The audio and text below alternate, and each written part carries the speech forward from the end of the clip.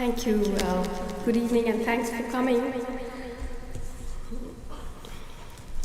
So the talk today is called The Doctor and the Saint, and I'm going to try and talk about a conflict between two men, and through that conflict to try and look at colonialism, imperialism, race and caste in a way that I think might complicate the way we usually understand it. The doctor is Dr. B.R. Ambedkar. I think perhaps a lot of you may not have heard of him. In India, certainly, he is a very, very beloved figure, particularly amongst the Dalits, people who are formerly known as untouchables. Of course, untouchables not in the Hollywood sense, but in the opposite sense, people right at the bottom of the caste ladder.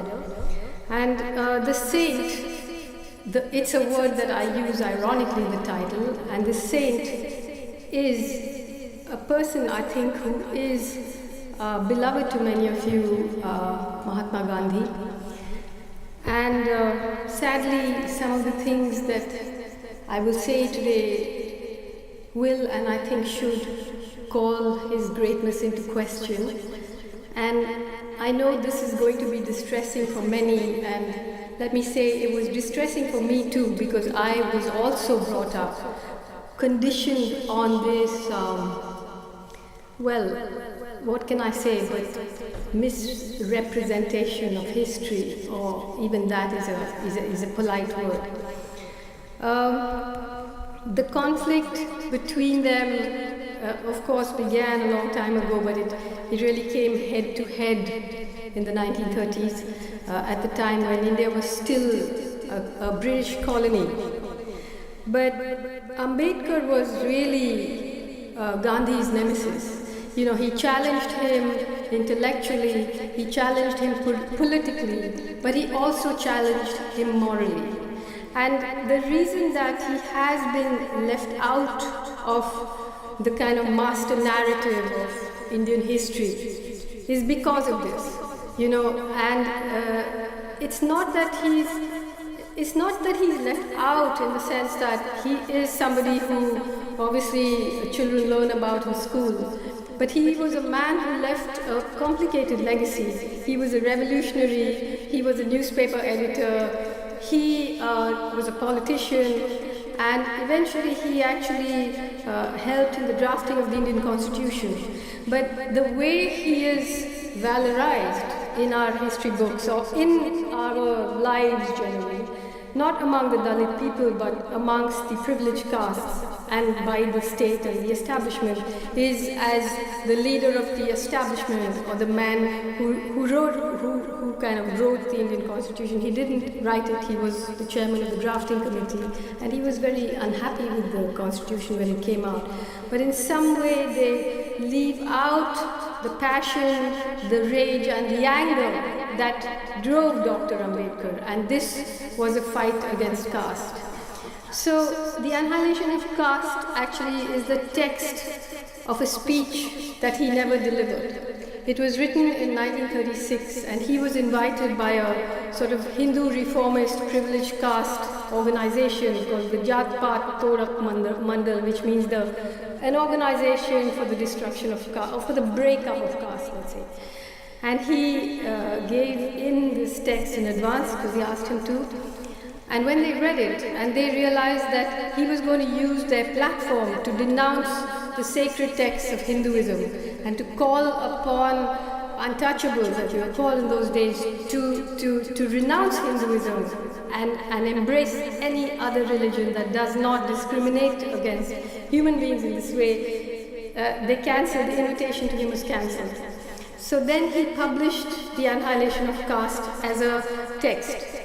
And the man who we know as the greatest Hindu of all time, Mahatma Gandhi, responded, and Ambedkar responded to that response. And that is the main text of this book. Annihilation of Caste as a text has been available. It's a kind of underground legend, and yet very few people in the establishment read it because it isn't available. It is the Dalits who have kept it in print. But this is the first time that it's been extensively annotated so that you can see the reference that, many times he makes references to incidents which then people would have known about, but today people don't know what it's about.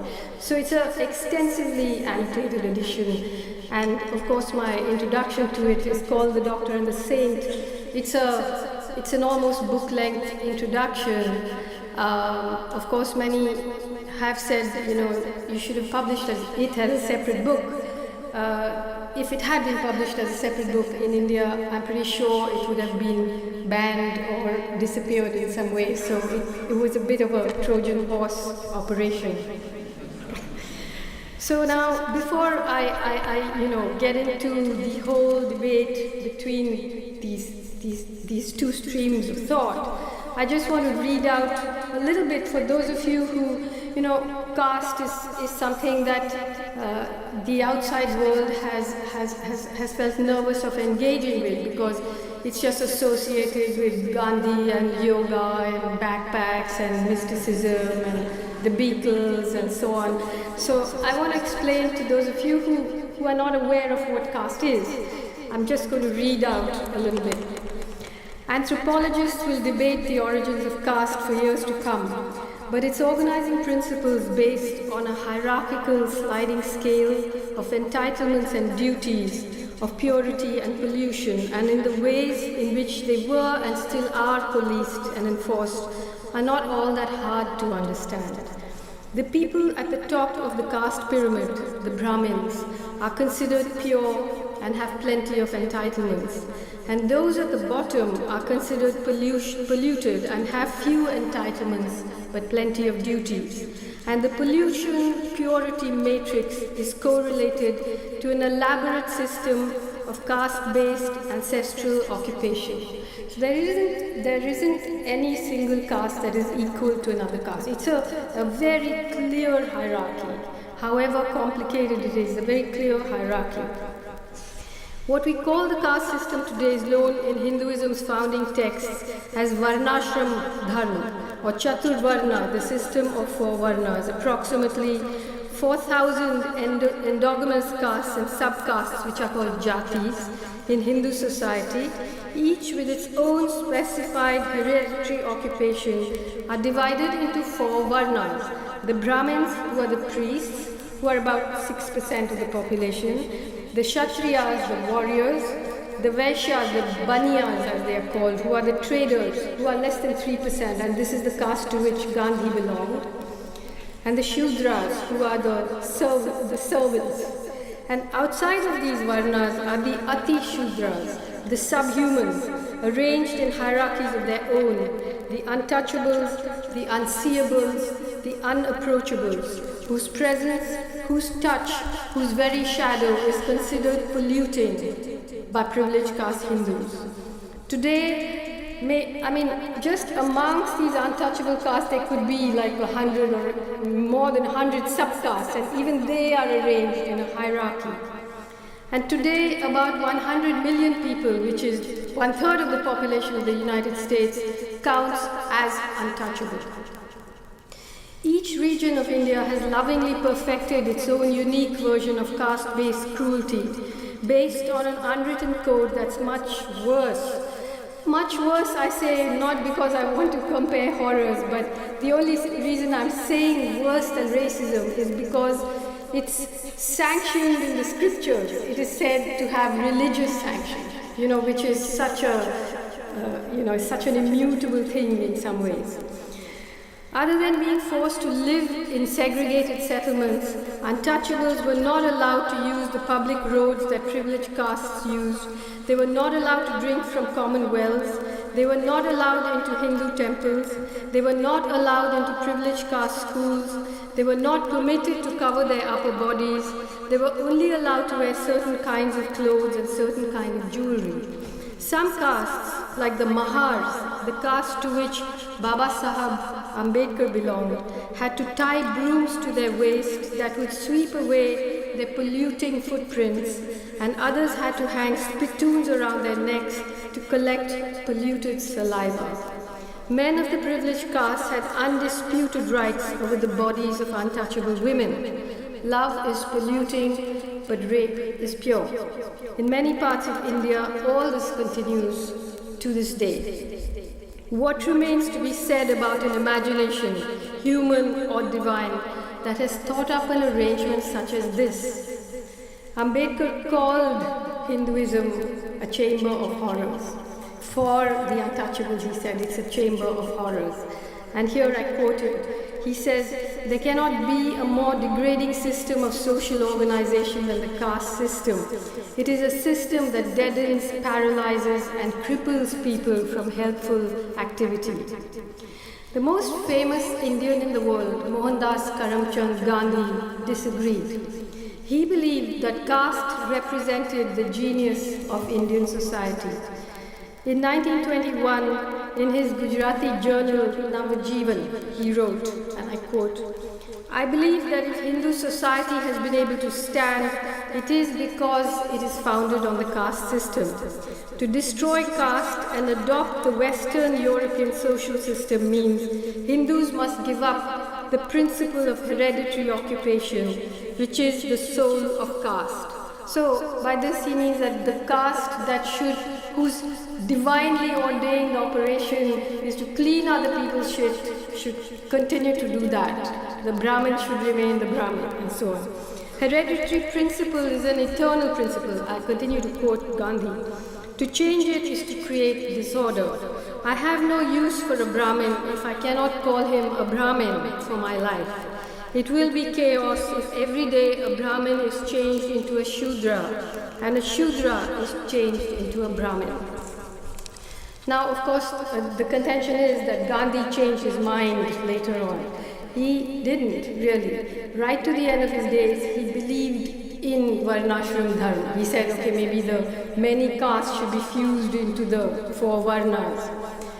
Now, why is it that people in the world, I guess most people in the world know about Gandhi through Richard Attenborough's film, which was really a terrible distortion of history, in which Ambedkar didn't even have a walk-on part, And the reason that people associate Gandhi as a person who was a warrior against caste was because, like many Hindu reformers, and I'll come to this in a while, he campaigned against untouchability, which was the performative end of caste, but actually caste is about entitlement. Caste is about your access to resources. Caste is about your right to study. Caste is about your access to water and land. These things Gandhi never questioned. But in order to maintain the status quo, he began to campaign against untouchability as being wrong, and I'll get into this in a while. So other contemporary abominations like apartheid, racism, sexism, economic imperialism, and religious fundamentalism have been politically and intellectually challenged at international forums. Of course, they have not been defeated, and of course, racism and apartheid and all these things continue to exist in newer and slyer ways. But how is it that the practice of caste in India, this most brutal mode of hierarchical social organization that human society has known, has managed to escape scrutiny? And how is it that one of its most ardent supporters has come to be seen as the saint of the modern world, a sort of modern-day Christ? Perhaps because caste is associated with mysticism and yoga and vegetarianism, and also because unlike racism and apartheid, caste is not color-coded and isn't easy to see. So even today you have Indian intellectuals who support caste and say, this is the glue that holds Indian society together. Caste is not the same as race, but casteism and racism are both forms of discrimination that target people because of their descent. To support caste is very much like supporting racism or apartheid. Another reason that caste has passed underneath the radar of international scrutiny is because by force-fitting caste into a sort of reductive Marxist class analysis, many progressive Indian intellectuals, and there are many who are very, very well known, and for them, caste is just a footnote. It isn't addressed as the engine that drives Indian society. It doesn't, they have not managed to develop the tools to explain caste. And sometimes that erasure is a political act, that kind of what I call the project of unseen. And sometimes it just comes from a place of such privilege that people just assume that it doesn't exist because they only exist amongst the elite and they haven't stumbled on caste, not even in the dark. So you can have books written about identity and justice and reason and not even mention caste, development, all of this. Now, I don't want to kind of, rain down statistics on your head, but I'll just give you a thumbnail sketch of how caste, global capital, people argue that global capital and this kind of free market loving democracy that India has broken down old networks and created new systems and hierarchies that have broken caste. But in fact, if you look at it, the opposite is true, that this new free market democracy has entrenched and modernized caste. I mean, I can tell you from every angle how that has happened. It's all in the book, but I'll just give you a brief example. For example, the whole world knew when the big protests happened in 2012 on the Delhi gang rape and murder. But you would be shouted down on an Indian television channel if you mentioned that same year 1,500 Dalit women were raped by upper caste men, by privileged caste men. And that's just about 10% of what actually happens because these rapes are not recorded. In 2012, 651 Dalits were killed in caste murders. If you look at who owns land, I'd say 90% of Dalits are landless. The statistics are all there. If you look at almost any indicator of social justice, you see what's going on. But of course, academics and journalists and all of us, we do love NGOs. Everybody loves to study the poor. Very few like to study the rich. But if you look at what has happened in India recently, I mean, because of globalization, as we know, something like 800 million Indians live on less than $50 a day. And yet you have 100 people, just like in the United States, you have the 1%, 99% thing. But you look at that 1%, and you see, if you look at who the billionaires in India are, they are almost all Baniyas who belong to that trader caste, Gandhi's caste. Their names are all down here. If you look at the corporations, they're all family owned, again owned by Baniyas. And they now, these few corporations, they own mines, they own petrochemicals, they own electricity distribution, they own ports, they own special economic zones, they own water, dams, publishing houses, universities. The spectrum of what they own is incredible. And then they own, like for example, Reliance, the biggest corporation in India, it owns 27 fully 24-hour news channels. So they own the media, they own all these businesses. There's this kind of full spectrum dominance. Baniyas are also the small shopkeepers, they are also the rural money lenders, and most of rural India is in the clutches of incredible debt. So the small percentage of the population controls the economy. Then if you look at which are the predominant castes in the judiciary, who are the editors, who are the big journalists, it's again Baniyas and Brahmins. So you have you have the situation where caste and capitalism have merged into this kind of deadly alloy. And even as, parties that represent the lower castes rise, the real power has shifted into the hands of the corporations, which are controlled by these people. So this is the reason why, speaking of this old conflict is so important. So as I said, in 1936 was the year when Ambedkar published The Annihilation of Caste. It was I think in 1935 that he first called on the untouchable population, which was about 44 million people at that time, to give up Hinduism and to embrace any other religion. And this, at that moment, came as a terribly dangerous sign to what were the Hindu reformers, and I'll explain why. Until the turn of the century, there wasn't such an idea as Hindu. People who today are called Hindus or who call themselves Hindus never did call themselves Hindus. They only refer to themselves as their caste. They would say, I'm a Brahmin, I'm a Jadhav, I'm a Gujjar. Everybody just identified themselves according to their caste name.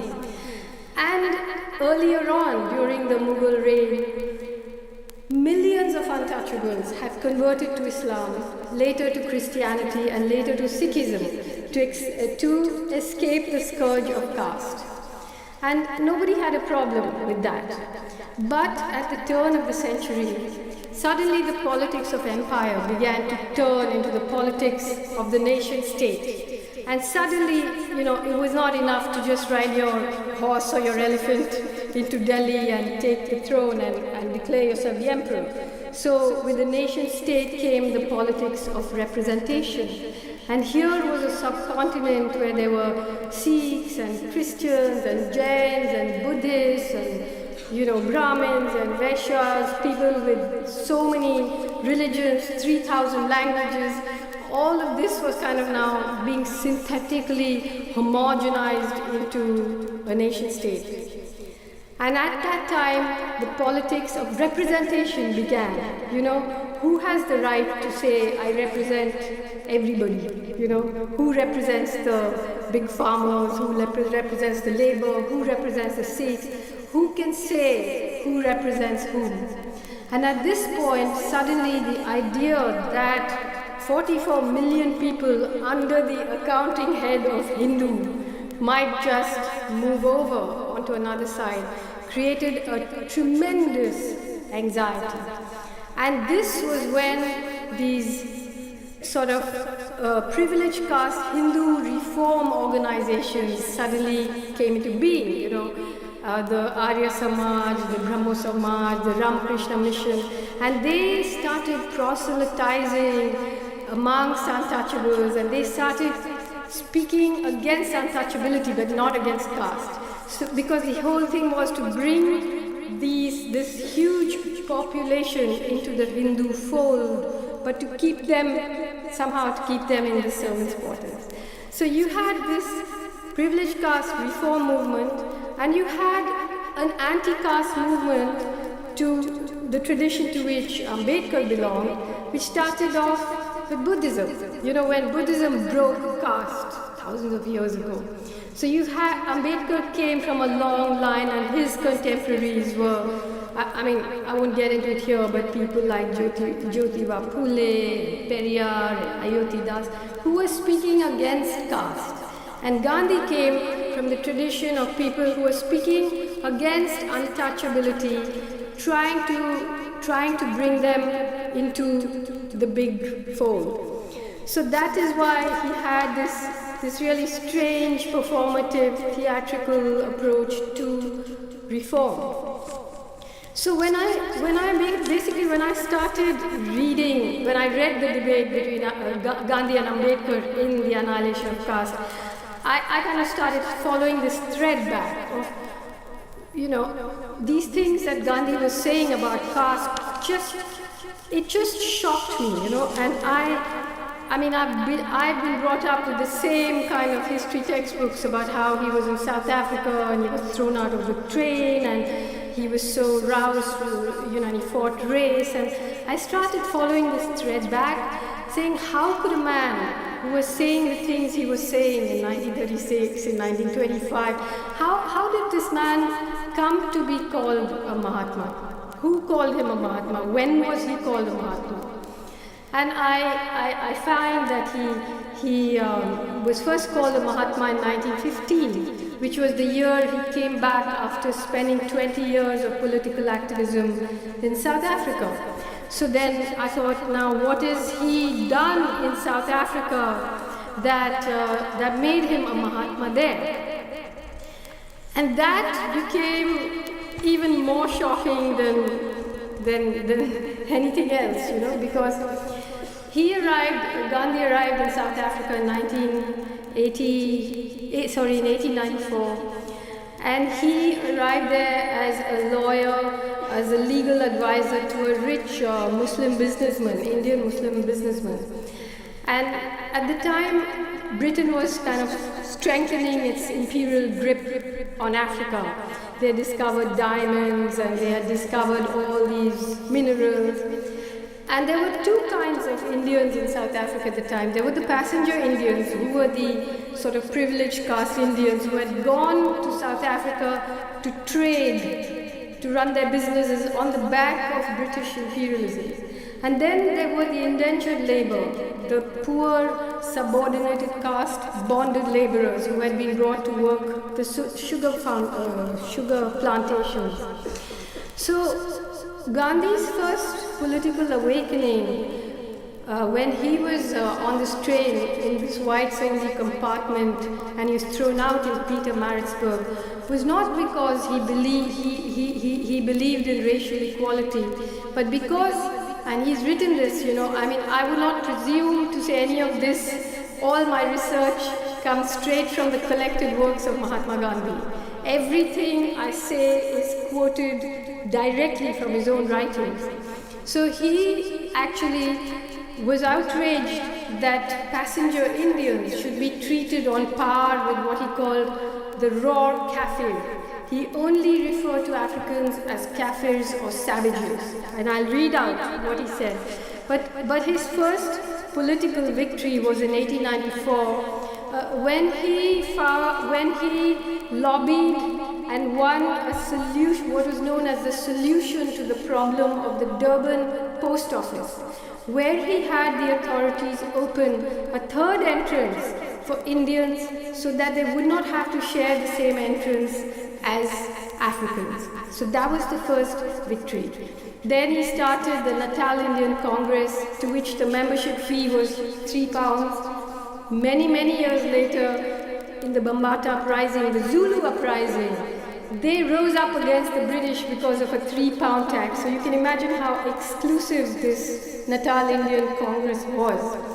And then in 1899, Gandhi keeps writing about how he's looking forward to an imperial brotherhood with the British, and how the passenger Indians are of Indo-Aryan stock, the same Aryan stock as the British.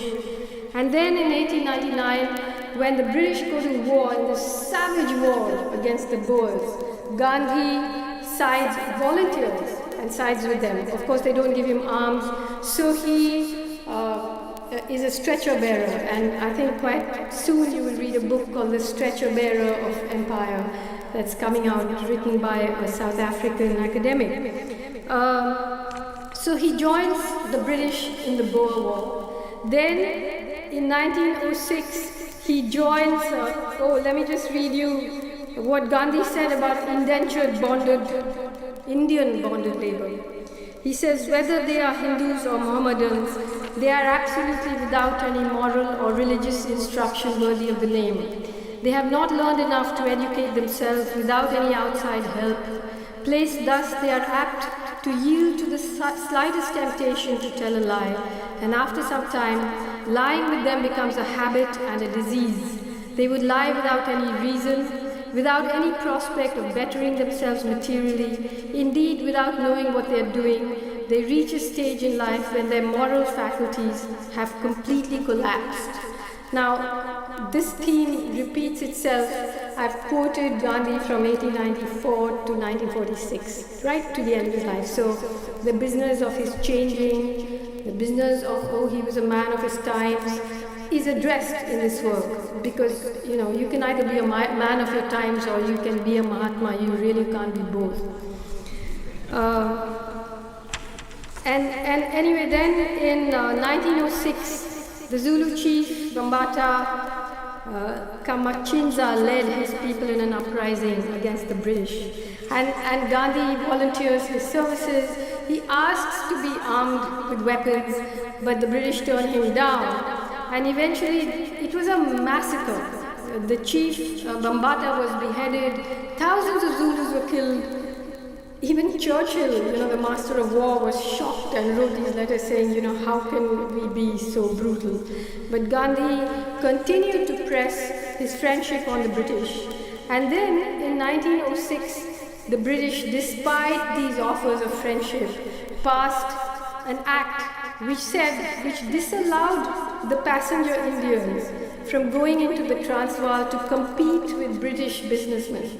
So that was the time when Gandhi started developing the methods of satyagraha. Now the thing is that I don't think we should just look at all of this and say, oh, are you trying to say that satyagraha is a bad thing? No, I'm not trying to say that. But I'm just trying to tell you the context in which this kind of politics arose. So, he had by then been given a huge farm by a German friend of his called Tallenbach. It was like a 1,000-acre fruit farm on which he started this ashram, and he started experimenting with the rituals of poverty and pure. It was very much based in caste, purity and pollution. He kept talking about how a satyagrahi has to be pure, he has to be vegetarian, he mustn't have sex, and all this kind of stuff started there. And he was thrown into prison. And this time, the man who couldn't bear to enter a post office door, share a post office entrance with an African, had to now share a prison cell. And there's a series of letters he writes about this. He begins a campaign saying that Indians and Africans must have separate cells, separate food, separate bathrooms. And here just one of these many letters. We were all prepared for hardships, but not quite for this experience. We could understand not being classed with the whites, but to be placed on the same level with the natives seemed to be too much to put up with. I then felt that Indians had not launched our passive resistance too soon. Here was further proof that the obnoxious law was meant to emasculate Indians. Apart from whether or not this implies degradation, I must say it's rather dangerous. Kafirs, as a rule, are uncivilized. The convicts even more so. They are troublesome and very dirty and live almost like animals. So this kind of thing goes on, and then these rituals of poverty start to be developed in the Tolstoy farm. And the question is, when you're enacting poverty, there is, according to me, poverty is not just about having no money, right? Poverty is about having no power. And here was a person who was accumulating power, but performing the rituals of poverty. So while Gandhi was taking off his suit and putting on the loincloth, Ambedkar, a man who was born in an untouchable family, who was not allowed to wear clothes, was putting on a suit. Which was the more radical act, is a question we have to ask ourselves. But it was only in 1913, which was his last year in South Africa, that Gandhi actually stepped out from this privileged, agitation. You're performing the rituals of poverty, you're developing satyagraha. What are you fighting for? Not for the indentured worker, not for the colonized African, not for higher wages, not for justice, but for the right of the Indian businessman to expand his business into the Transvaal. It's a real irony. And it's only in 1913, his last year in South Africa, that actually Gandhi stepped out to join the workers' strikes, the coal workers' strikes, the Indian indentured labor strike. But very quickly he signs a deal with Jan Smuts and leaves South Africa that very year. The Year of Blood, South African Year of Blood it was called. And it is around that time that Gandhi's sort of semi-commissioned biographies begin to be written. And all of them are written by Christian missionaries. All of them start calling him the living Christ, the savior of the poor, and so on, when actually it was just the opposite, So you all remember Reverend Charlie Andrews from the Attenborough film. He came to South Africa and fell on his knees and said that Gandhi was the living avatar of Christ. In 1921, the Unitarian minister John Haynes Holmes of the Community Church in New York, in a sermon called "Who is the Greatest Man in the World?" introduced Gandhi to his congregation as the suffering Christ of the 20th century. And much later, in 1958, Martin Luther King Jr. said Christ furnished the spirit and motivation while Gandhi furnished the method. And they actually presented Gandhi with a constituency of African Americans, a great irony because he had great contempt for Africans. And Martin Luther King actually, in a sense, was more Gandhian than Gandhi. I mean, he led a sanitation workers' strike, but Gandhi said for sweepers to go on strike was a sin, So and anyway, he leaves South Africa in 1913, goes to England, where he is given the highest civilian award of Imperial Britain, the Kaiser-e-Hind. And then he arrives in India. Somewhere on the high seas, the wind bestows him the title of the Mahatma, who fought racism and who fought for justice and who fought for equality. And he arrives on the shores of India as a Mahatma. And who greets him? The biggest industrialists in India, the Birlas, the biggest mill owners. They greet him, they take him from city to city, they embrace him, they fund his ashram, and there was born the first, perhaps the greatest, perhaps never to be repeated, the greatest corporate funded NGO the world has known. That was where it began. And Gandhi, at that time when he arrived, the mill owners have made money during the war, but the mill workers are on strike. There are these lightning strikes happening. And the mill owners call Gandhi in to negotiate with the workers. And he starts, not a union, it's an association. And the first condition is that they will not represent themselves. He will represent them. Gandhi will represent them. And this is the man who Ambedkar, who at the time Gandhi was coming to India, Ambedkar was actually leaving for Columbia. He studied in Columbia. He got a scholarship to study in Columbia, and this is the man that he presumed to argue with. So Ambedkar, of course, did not have to go all the way to South Africa to experience injustice. As I said, he was born in a Mahar family, and because of British legislation, an untouchable boy was allowed to attend a touchable school. But this man, this greatest, I think one of the greatest Indian intellectuals, was made to sit on a gunny sack in the corner of the classroom so that he would not pollute the other privileged caste children. Then his family moves to Bombay and he gets a scholarship, finally graduates. He gets a scholarship by the Maharaja of Baroda to come to Columbia, where he studies and writes this brilliant paper about caste. He's 25 years old, and then comes back to India, to Baroda. Around the same time, Gandhi's star is rising, and Ambedkar, to work off his scholarship, has to go to Baroda to work. And the boy who studies in Columbia, who sits at table with everyone else, who studies in the library, who eats at the dining table, now goes to office and the clerks are throwing files at him. They are rolling up the carpet so his feet won't pollute the carpet in the office. he cannot find a place to live. He cannot, neither Hindus, nor Muslims, nor Christians, nor Parsis will allow an untouchable into their house. So eventually he moves back to Bombay. And at this time is when this whole business of bringing the untouchables into the Hindu fold is at its peak.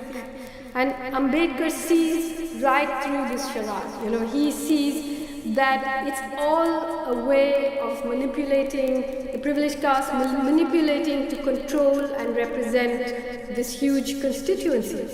So he begins to first he starts newspapers. He was the editor of several newspapers. And most important, he starts thinking, he has studied law, he's an economist, he's a philosopher, and he starts developing legally and politically a way of trying to lobby for the untouchable people to represent themselves. You see, because if you look at the way populations are scattered, they're always on the edges of villages and so on, so they can never form a political constituency. They're always the minority. So he's developing a way, trying to think of a way of how they could become a political constituency. And this is what Gandhi and the other privileged caste reformers just don't want. And this is what Gandhi stakes his life on to destroy. And it is this battle of political representation that is at the core of the conflict between Gandhi and Ambedkar. So, as I don't have time to get into everything, but you all have heard of the Salt Satyagraha. Of course, it was a fantastic, imaginative political campaign by Gandhi in 1930 when he called upon the people of India to march to the sea and make salt to break the British salt tax. That was in 1930. In 1927, Ambedkar led a satyagraha which not just you but most Indians have never heard of. It was called the Mahad Satyagraha, when tens of thousands of Dalits gathered in the small village town of Mahad in what is now Maharashtra. And they marched through the town to insist that Dalits should be allowed to drink water from a public tank, which they were disallowed from, but which some British legislation had actually made legal, but people were too scared to actually test it out. So they did the Mahad Satyagraha in 1927. There were two, one and then another, but I'm just going to collate them. So they marched through the town, they drank water. The Brahmins purified the tank by pouring cow dung into it, And what did Gandhi do? Gandhi did not support the Mahad Satyagraha. That same year, speaking in Lahore at a meeting, he said, untouchables should try to get their way by sweet persuasion, because when they do Satyagraha, it actually amounts to Duragraha, which he defined as a devilish force. So between salt and water, there was a toxic universe of politics in India. Now, in 1930 was the first roundtable conference where the British government called this conference in order to kind of devise a constitution for home rule. So you had Muslim representatives, Sikh representatives, Christian representatives, and for the first time, the untouchables, represented by Dr. Ambedkar, went to London. The Congress Party, which was a party really run by privileged caste Hindus, Brahmins and Banyas, they were boycotting it because that was the time of the Salt Satyagraha. And that was when Ambedkar developed this really brilliant proposal for the double vote. So he said that untouchable people should be allowed to vote for their own representative, and then they should be given another vote to vote for a general representative for a period of 10 years until they can develop themselves into a constituency. And the British and everyone else there accepted that. But, of course, the roundtable conference ended, and then there was a second roundtable conference in 1931, when Gandhi was nominated by the Congress to go and represent them. And it was at that conference that Ambedkar and Gandhi had their first confrontation. And before the official confrontation, Gandhi met Ambedkar and he just looked at this really erudite, sharp young man and assumed he was a Brahmin. And whatever, a self-hating Brahmin. And he said, he questioned him about Ambedkar's already vociferous critique of the Congress party, which, according to Gandhi, amounted to a critique of the homeland. And this is poignant moment when Ambedkar looked at him and said, Gandhiji, I have no homeland. No untouchable worth his name would think of this as his homeland. And then at the conference, which went on for several weeks, this confrontation began, where Gandhi said, I in myself, in my own person, represent India's 44 million untouchables. And he refused to acknowledge that Ambedkar could have a voice or could ask for this separate constituency. He was all right. Gandhi agreed about the Muslims, Christian, Sikhs. That was okay. But no, the untouchables will not have a separate constituency. He said, I would rather Hinduism died than untouchability survived, which was again fancy footwork. I want to read you a part about caste and entitlement, which I think will have a resonance here. See, because what was the caste system? How was caste maintained? How can a system of such immutable hierarchy be maintained? How do landlords force laborers generation after generation to toil night and day on subsistence wages? Why would an untouchable laborer who is not allowed to even dream of being a landowner one day put his or her life at the landlord's disposal to plough the land, to sow seed and harvest crop, if it were not out of the sheer terror of the punishment that awaits the wayward? How were African slaves forced to work on American cotton fields? By being lynched and hung from trees for others to see and be afraid. Why are the murders of insubordinate Dalits even today never simply murders but ritual slaughter? Why are they always burnt alive, raped, dismembered and paraded naked? Because casteism, like racism, and this is true of racism today in America, it can only be maintained with the continuous threat of and the regular application of egregious violence. So the question is, what does it mean for a doctrine of nonviolence to be founded on a base of egregious violence? What kind of nonviolence is that, is the question.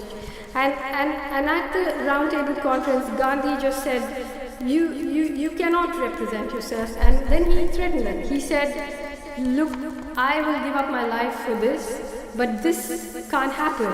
And he just took the boat back to India. On the way, he stopped by, dropped in on Mussolini, went back and wrote about what a nice man he was. No, I'm serious. He did. And then, so here,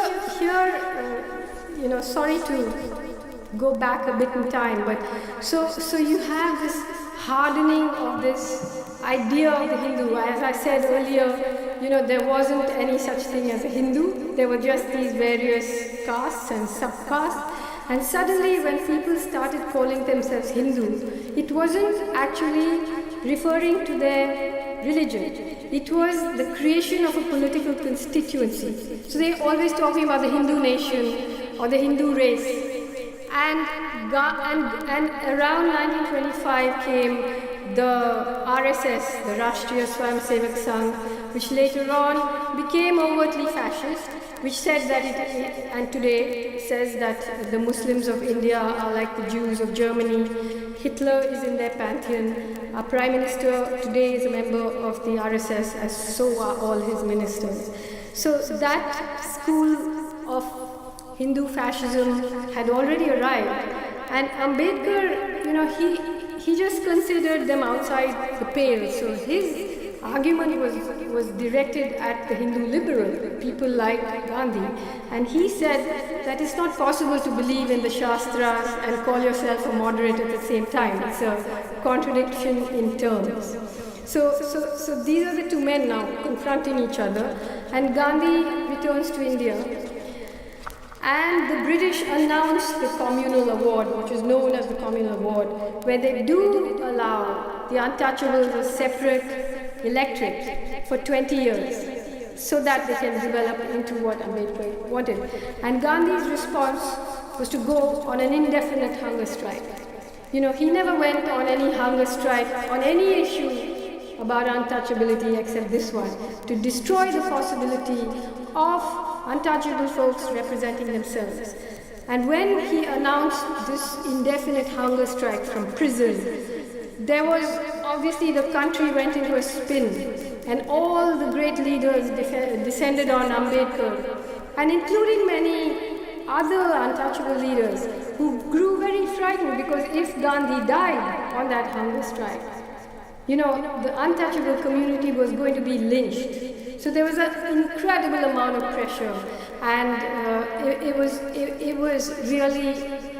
was really a terrible moment for Ambedkar, and he had to back down.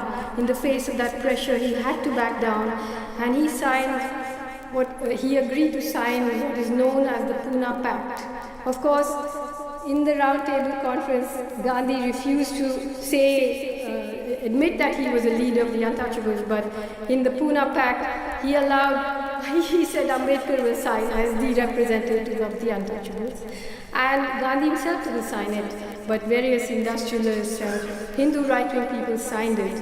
And in the Pune Pact, what happened was, instead of having a separate constituency, they said that they would have reserved seats for untouchables, but that meant that those who stood for elections would be approved by the privileged caste. So they had to be well-behaved people, you know, the house niggers, as Malcolm X would have called them. So this was the situation in 1932.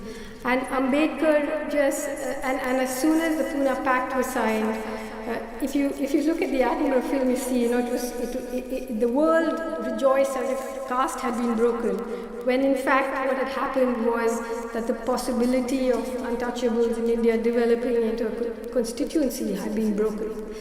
And Gandhi then embarked on various sort of reformist measures, because you know what he did and what many of the reformers did was to reduce the whole question of entitlement and caste to the issue of untouchability. Then Gandhi reduced it further to the issue of bhangis. Bhangis is what he used to call scavengers, and they are called Valmikis today. And Gandhi just used them as a sort of show window on which he just performed his amazing acts of missionary goodness. And in 1936, when Ambedkar wrote The Annihilation of Caste, which I hope you will all read, it's a really brilliant, erudite document. Gandhi wrote an essay which I have to read to you, it'll take me 2 minutes. It was called The Ideal Bhangi. And he says the Brahmin's duty is to look after the sanitation of the soul. The Bhangi is that of the body of society. And yet our woebegone Indian society has branded the Bhangi as a social pariah and set him down at the bottom of the scale. If only we had given him due recognition, if we only were given due recognition to the status of the Bhangi as equal to the Brahmin, our villages would have looked a picture of cleanliness and order. I therefore make bold to state, without any manner of hesitation or doubt, that not till the invidious distinction between Brahmin and Bhangi is removed will our society enjoy health and prosperity. Then he goes on to outline the educational requirements and practical skills and etiquette of an ideal Bhangi. What qualities, I quote, what qualities therefore should such an honored servant of society exemplify in his person? In my opinion, an ideal Bhangi should have a thorough knowledge of the principles of sanitation.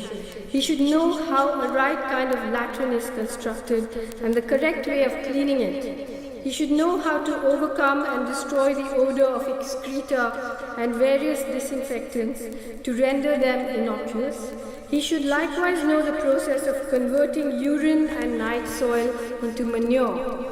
But that's not all. My ideal Bhangi would know the quality of night soil and urine and would keep a close watch on those and give timely warning to the individual concerned. Now, an ancient text called the Manusmriti says, that Shudras should not amass wealth. So Gandhi in his ideal Bhangi says, but such an ideal Bhangi, while deriving his livelihood from his occupation, would approach it only as a sacred duty and would not dream of amassing wealth out of it. Now, 70 years later, in his book Karma Yogi, Narendra Modi, the new Prime Minister of India, proved he was a diligent disciple of the Mahatma. All Modi's pronouncements were, when he was the Chief Minister of Gujarat, were delivered from the Mahatma Mandir.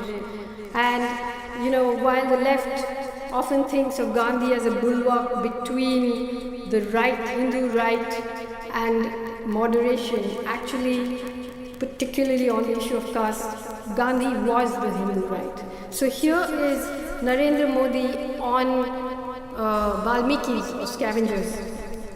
As you know, after a rock concert in Madison Square Garden, he came out and spoke about global hygiene like all good fascists.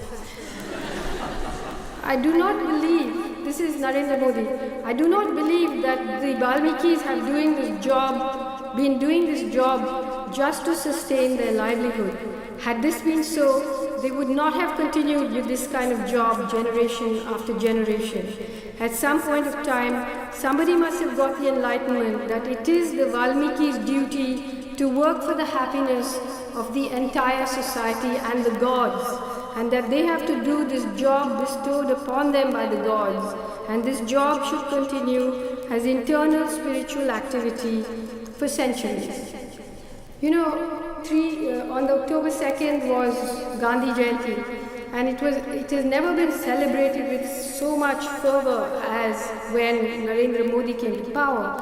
And he told all government officers who normally get a holiday on that day that they must go to work and clean their toilets. The subtext is just clean your toilet once a year and let someone else do it for you the rest of the time. And then he went to the Bhangis, of course, the Valmikis as they're called, they also live in a segregated settlement in every city. They are not allowed to live, with other people. But Modi said that now he was going to be an ideal Bhangi and he was going to go and clean the streets. And I've forgotten to get you the newspaper clipping, but what happened was, first the Valmikis were made to clean the streets and to just leave a few leaves there for Modi to clean. Then they were locked into their colony while Modi came and in his spotless white clothes and cleaned those leaves and drove away. So this is the performance of fascism really. Anyway, so after the Round Table Conference, Gandhi then began working in what is called the Temple Entry movement. He was trying to bring the untouchable community closer and closer to Hinduism, while Ambedkar was struggling against this. And it was really tragic after that, because by the time the 40s approached, the whole emphasis changed to the conflict between Hindus and Muslims, and that became the battleground. And the Congress party managed to use untouchables who were impressed by Gandhi's missionary activities, which, having faced so much cruelty, was seductive in some ways. And they began to be used as the outlying army in the battle of partition, where, as you all know, more than 1 million people, Hindus and Muslims, massacred each other. And Pakistan, the land of the pure, the first Islamic republic was born. But even in the middle of all that chaos and all that violence and all that bloodshed, the Pakistani government managed to declare that Valmikis who lived in Pakistan were essential commodities, and who else was going to clean the shit in the land of the pure? Because in the subcontinent, Muslims, Christians and Sikhs all practice untouchability. And what happened as partition came, as it became clear the British were leaving, Gandhi sort of began to withdraw from the business of the state. And he said that, look, quite rightly, he said that the state is the embodiment of all violence, and I believe in the rule of the people, and so on. Now, Ambedkar grew terrified of this. For him, the rule of the people was going to be the rule of the Hindu privileged caste. So he was desperate to try and get whatever safeguards he could in place, which is why he lobbied, and it's a complicated story of how he came to be on the drafting committee of the Constitution, where he did manage to put in some safeguards, though he became very, very unhappy about what form the Constitution finally took. And he said, that I believe that every generation should have a new Constitution. But then he became India's first law minister, because he was really the only person who was equipped to. He had been working on these issues for so long. And as the first law minister, he said, he believed that caste was controlled through women. And he tried to change the Hindu Code Bill to bring in laws on divorce, to give women rights to inheritance. The parliament was surrounded by right-wing Hindus, sadhus. He finally resigned in disgust. But today, when you see the statues of Ambedkar, they hold up the Constitution, which is a document that he himself was pretty unhappy with, not the annihilation of caste, which was Ambedkar the revolutionary. So Ambedkar actually was quite nimble in his movement over the lines, to try to get what he could. And yet, sometimes he's frozen as the writer of the Constitution, and people get stuck in constitutionalism, and therefore the issue of caste has just become a maze of difficulties. I have not spoken at all about Ambedkar's relationship with the left, with the communist movement, which ended in a terrible tragedy, because he believed that Brahminism, which was really the anti-caste movement for Hinduism, Brahminism and capitalism were the real enemies of the people. But communists in India, people of the book, therefore people of the privileged caste, simply could not understand what it meant to be an untouchable or a low caste. And all the leaders even today of the communist movement are predominantly of the privileged castes. And there was a huge falling out between union leaders and Ambedkar. And he says in the Annihilation of Caste that caste is not just a division of labor, but a division of laborers. So eventually, watching the way Gandhi managed to manipulate untouchable people, get them back into the Hindu fold, Ambedkar realized, he was a man who believed in rationalism, in Western liberalism. I haven't spoken at all about, the way Gandhi's suspicion and prophetic understanding, I'd say, of the seed of cataclysm in modern capitalism made him romanticize this very brutal past, and Ambedkar's horror of the brutal past made him embrace Western liberalism for a while, which was catastrophic. But later, towards the end of his life, just a few months before he died, he embraced Buddhism. But even there, it was his own kind of Buddhism, which he developed, his own understanding of it. But he wrote a famous text called The Buddha and His Dhamma, but he didn't have the money to publish it. Nobody in the government would help him publish it. So he died a very tragic figure. He wore suits, yes, but he died in debt. Whereas Gandhi wore a loincloth, but he died in the house of a big industrialist. So whereas that leave us, the rest of us in India, though they call the age we are living through the Kali Yuga, the dark age, where caste has supposed to have been ended, meaning for them it's the dark age when caste ends. Varnashram dharma actually reigns unchallenged. The Brahmin largely continues to control knowledge. The Baniya dominates the economy, big and small. The Kshatriyas have seen better days, but are still for the most part rural landowners. The Shudras live in the basement of the big house and keep intruders at bay. The indigenous people, who I haven't even spoken about because I've written so much about them in my past work, are fighting for their very survival. And the Dalits, well, we've been through all that. There has not been a day in India since 1947, not a single day in India, when the Indian army has not been deployed within its own borders against, quote unquote, its own people. And if you look at where that army has been deployed, Manipur, Nagaland, Assam, Mizoram, Kashmir, Junagadh, Hyderabad, Goa, Punjab, and now shortly against the poorest people, the indigenous people in central India, you see that the enemy has always been tribals, Christians, Sikhs, Muslims, Dalits. In its DNA, it continues to be an upper caste state, privileged caste state, at war and controlling the others. So can caste be annihilated?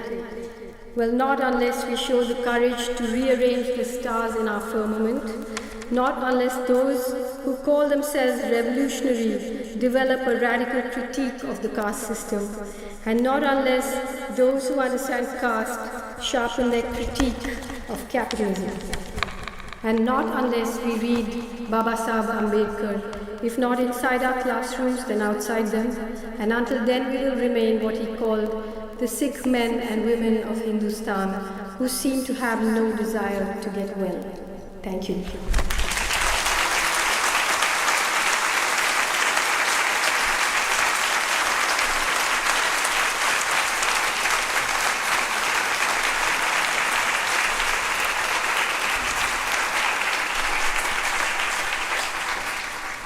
There's around 87 great questions here. And in the interest of allowing time for signing and some personal interaction, we're not going to nearly get to all of them. But I'm gonna leave these here for you to start. I'm gonna go back and get a little thing that I'm gonna read out in a moment for announcement to the audience. But Arundhati can dive right in. Okay, this is good. How is caste articulated in Bollywood films, whether in contemporary or period films? You know, there are a few films, very, very few films, you can count them on your fingertips, that have dealt with caste. I mean, one very good film is a film called Fandri, which I don't think is a Bollywood film, but it's a new film, and it deals with caste in a beautiful way.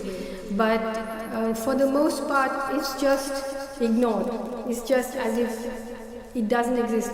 Bollywood films are interesting, you know, where we live in a society of caste, where even today, I live in Delhi, and in Delhi, in the outskirts of Delhi, continuously people are being lynched, killed, beheaded, boys and girls who marry across caste lines. It just happens almost every day, you read it in the papers.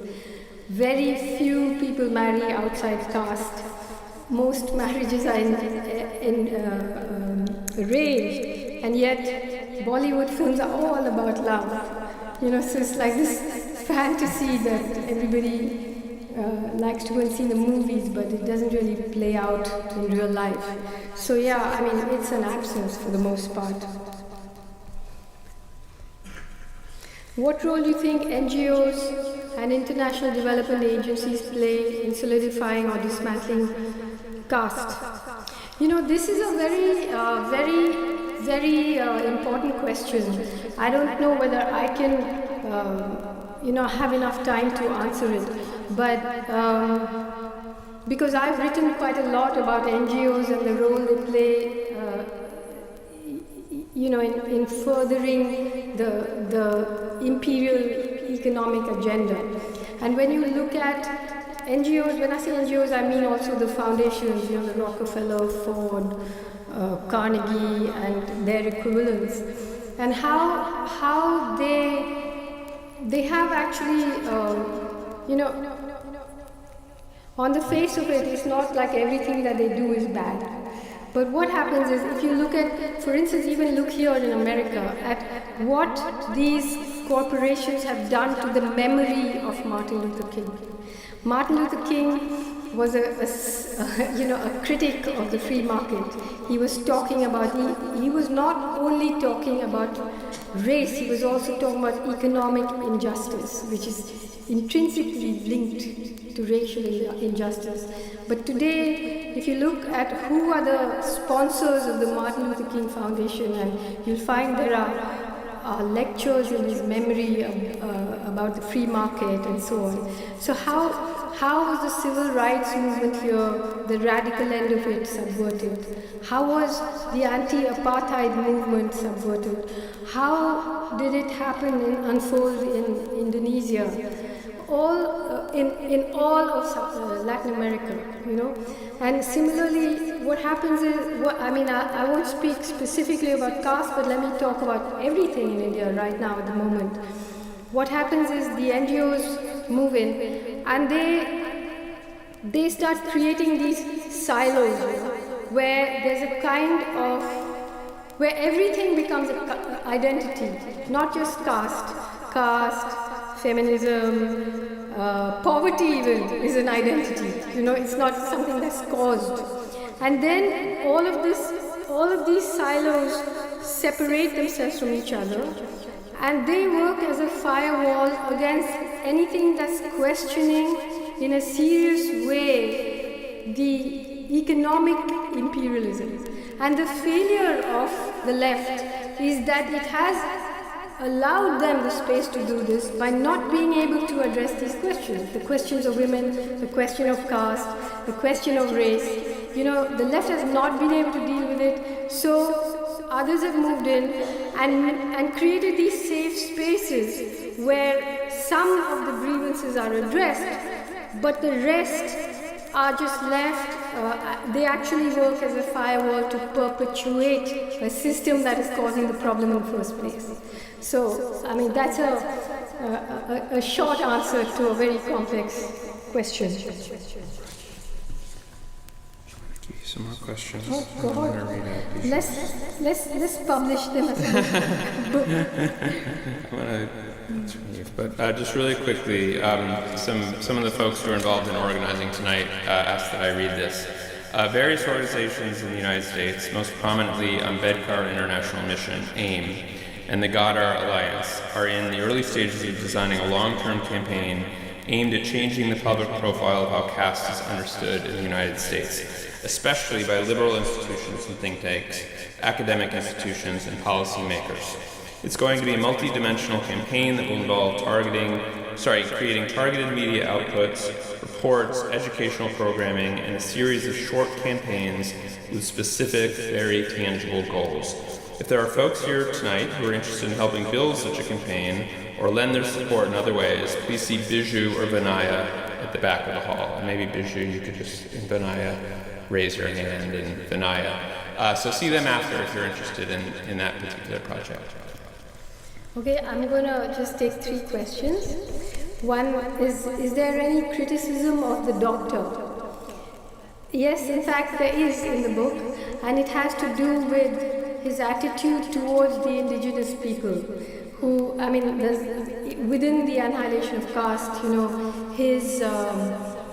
his understanding of indigenous people, again, as savages and habitual criminals. And finally, when the constitution was made, there were 2 categories of indigenous people, like Schedule 6 and Schedule 5. Schedule 6 was the northeastern states, where actually the constitution stood them in good stead. But in the central Indian tribal areas, the homelands were once again given over to the state. And those people were criminalized overnight by the constitution. This was not just Dr. Ambedkar, but that was how the constitution came. Anyway, that is a detailed criticism. I have to say that, this book is not a hagiography of one and a demonization of the other. It's just that I was pushing against what people normally think, so I might have made it sound that way, but, you'll see when you read it. How was your book received in India? What were the impacts, debates, and rejection? Well, obviously, it was received in very complicated ways in India because, it is a subject that is extremely sensitive. There were some people who said, no non-Dalit has a right to write an introduction to Dr. Ambedkar's work. There were people who were annoyed that I had written so much about Gandhi. I can understand that, but it's just that I felt that he had made such a smoke screen that until you deconstructed him, you couldn't see the clarity of Annihilation of Caste. And as I said, if the book was published separately, it would have been banned. So it was a strategic thing. Obviously there's no perfect text and so on. Then recently I spoke in my home state of Kerala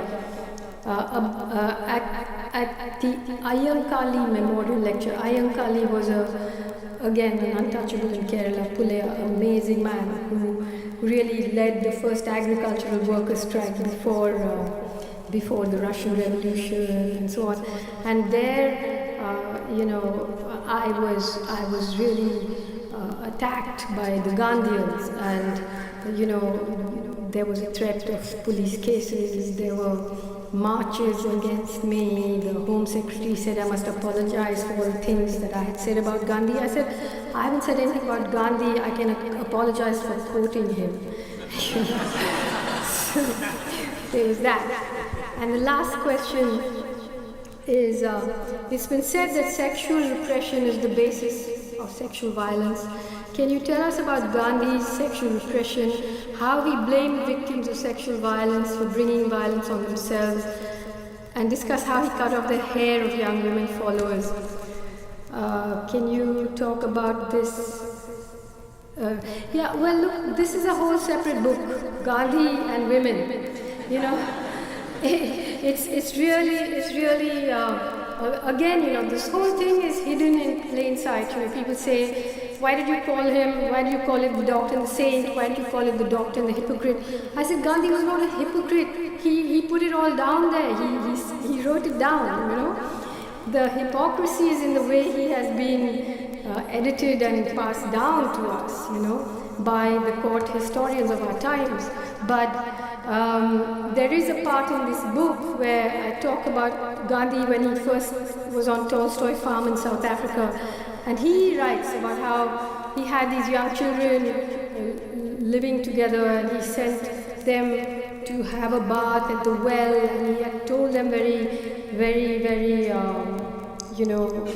sternly about the wickedness that creeps into the minds of young boys and girls, and they must watch out for it. But then he says, the news I had been dreading came to me that some boy had made a joke about a girl, and he couldn't sleep all night wondering what he should do about it. And he called the girls and he said, what is it about you that made these people have these impure thoughts? And what can you do to yourself to prevent them from having these thoughts? And finally, he decided to shave off the hair. And he shaved off the hair. And then, of course, this was in South Africa. By the time he was 70, he was experimenting with his own, his sexuality. Like, how has he conquered sexual desire? And his experiment involved sleeping naked with his 17-year-old grandniece and her friend on either side of him. And, I just think that, first of all, who gets turned on by the grandniece? Second of all, what kind of person is it who thinks that one physical specimen of a woman is as good as the next and the next and the next. You know, I mean, it's a really terrifying thing, and his constant, the things he said to women who were raped, and you know, this theme remains. Gandhi liked to say that he was inconsistent, that consistency was the goblin of little minds, and that he grew from truth to truth. But truly the fact is that he was remarkably consistent. You know, if you look at his views on Africans, on workers, on women, and on the subordinate castes, I mean, even right up to 1946, there's a conversation in this book I have reproduced where he's talking to a American missionary and trying to say that it's not right of him to try and convert Dalits to Christianity. And he says, would you preach the gospel to a cow? Some of these untouchables have no more intelligence than a cow. You know, so how has he come to be the saint that we think he is? Who made him that? You know, this is the tragedy of our times, really. How have we allowed this to go on and on and on? And the price is being paid by the victims of the caste system in India. It's just shocking. Thank you.